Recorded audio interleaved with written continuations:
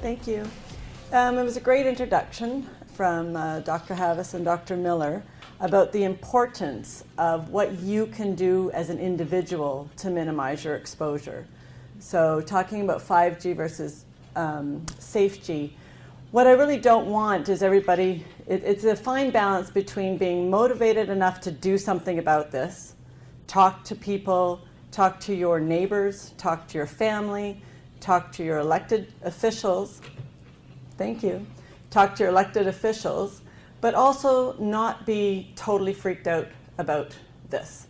So there's that balance of motivating yourself to do something about this in a larger spectrum, but also not being very, very stressed about the impending doom of this type of exposure.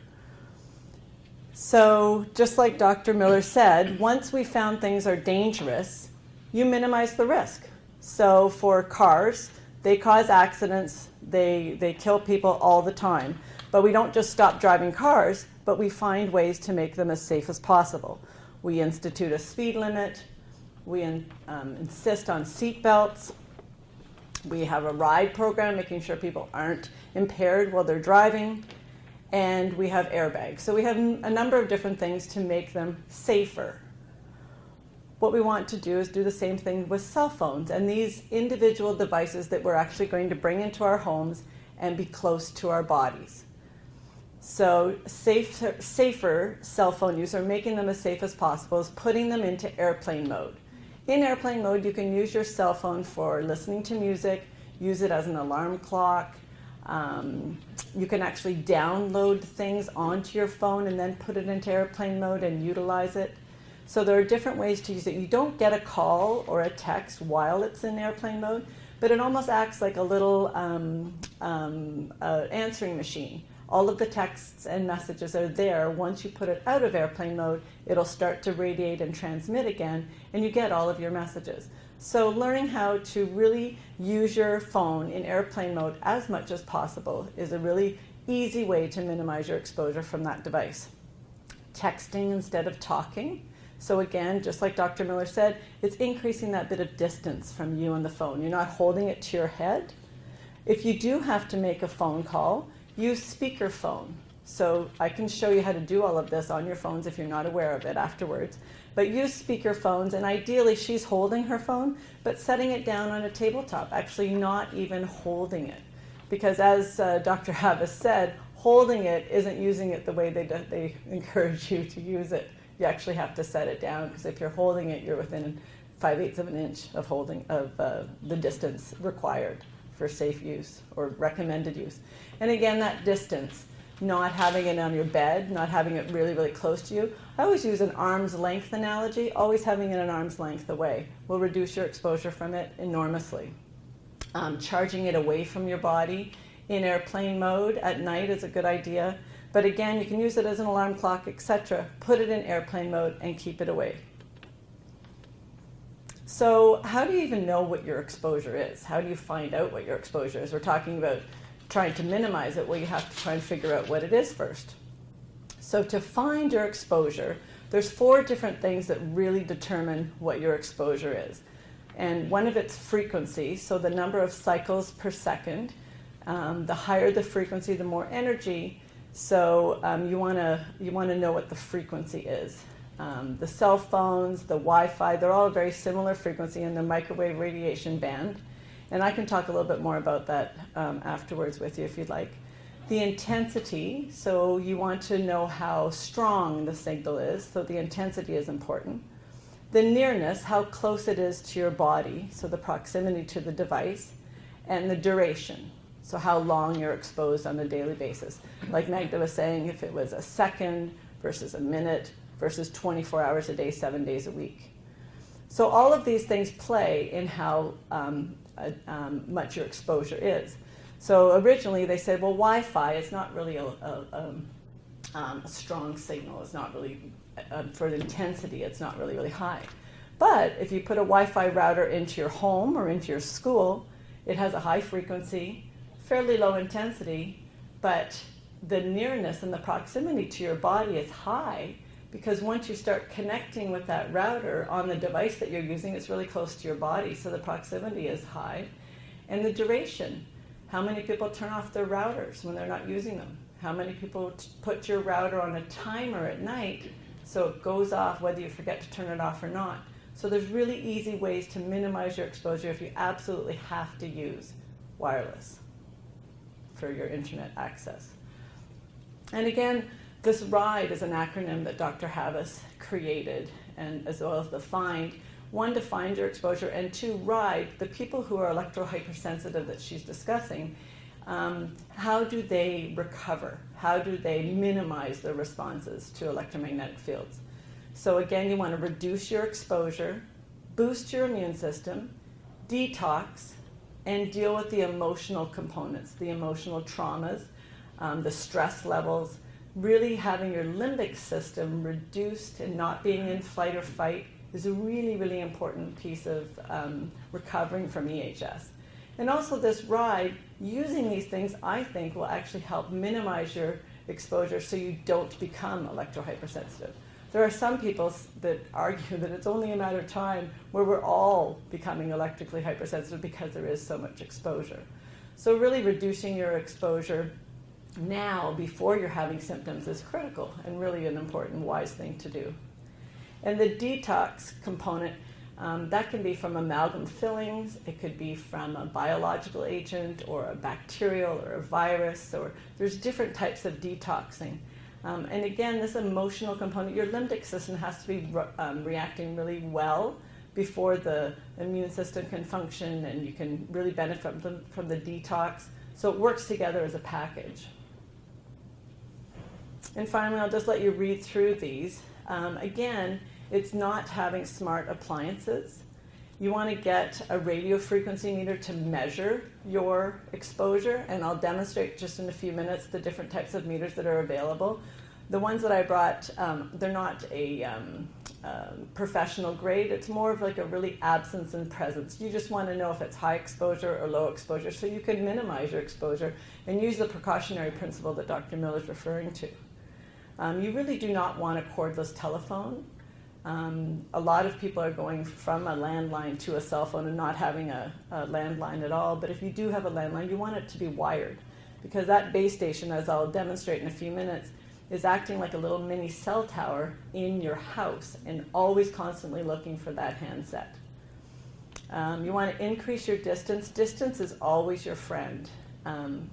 Always increasing the distance. So those wireless earbuds for listening to music, they're right inside your ear, transmitting through your brain. They are not a good idea because they're so close to your body. So you want to have that increase of distance. You don't want to have the Bluetooth ear sets. You want to have speakerphone and away from you. If you really need to have a private conversation, there are different air tube headsets that you can buy that are low EMF, low radiation, that you can plug into your cell phone for private conversations. And Magda was talking about the babies. Wireless baby monitors are a really bad idea as well. And then just for more information, these are different websites, and as Diane said, I think there's a listing outside the hall here, so I'm just going to go to the demo part. And take this with me.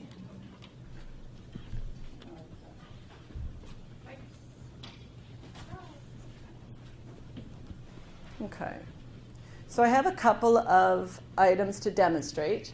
One's that cordless telephone base station that I was telling you about.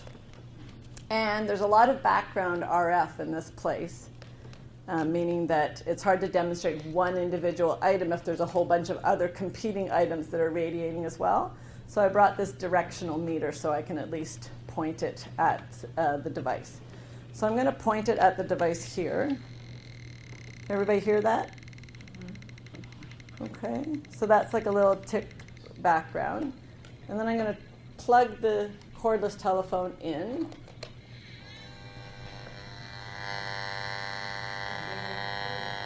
And you can see, and I could go quite a distance away from this to, whoops, I just turned it off, to tell you how far it is. Actually, Diane, you could even walk away from it and just walk back that way. And and you can go quite a bit of distance, and then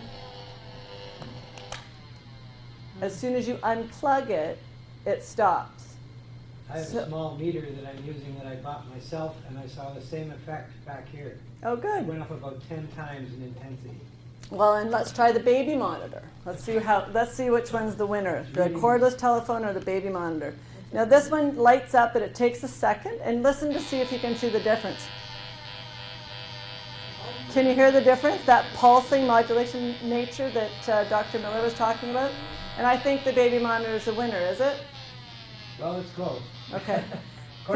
Again, it went up about 10 times what before you turn it on. So these are really close to our most vulnerable of our population. So you need to not use these. Back down. Back down. Yeah, that's right. With the kids screaming, you'll use it eventually. So I borrowed this. I borrowed it from Dr. Havis because my other one wasn't available. And I was at a church hall, and I was demonstrating this. I literally was on the other side of the church hall. I'm talking 200 meters away, and it was still radiating. They're incredibly powerful. And then the mother also has a side of it. Just to share for a second, because I am the EHS. Oh, I'm so sorry. Well, that's why I got this. I'm so sorry. SLT.co, they're great. I've got literature out there, by the way, if anybody wants Mm-hmm. to pop some. It's like I feel it in every cell of my body, and my head just clamps up like this pressure, and the pain is excruciating. As soon as you plug that out, it's like, I can breathe. Yeah. And that's the interesting part, is there are a segment of the population that you guys can feel this. The rest of us can easily ignore it because we can't see it, we can't smell it, we can't taste it. So the the useful part of these little meters is that it can become real for people. You can hear it, it translates it into noise, so you can not as easily ignore it. There's a friend of mine who's electro-hypersensitive, and she's a teacher, and they've really accommodated her nicely in her classroom. Is that the hat lady? But Is a hat lady. but there is there in her meetings, her school meetings, a lot of people come in and they either forget or they use their cell phones. They sit down beside her and use their cell phones. She has this little tiny meter. It's from Israel, and she just turns it on, and if it's a high RF environment, it beeps. And so it has up here. Yep. Okay. I won't turn this thing on again for you, but it can you hear it? It does this little beep, and she just leaves it on until the person just turns their cell phone off. So instead of her always having to ask, because it can be annoying, it just keeps on beeping. I thought, what a clever way to educate, and then that person who's actually debilitated by that environmental toxin, that they don't always have to be saying, can you please turn that off, can you please turn that off? So I thought it was a very useful device, so I promptly ordered one.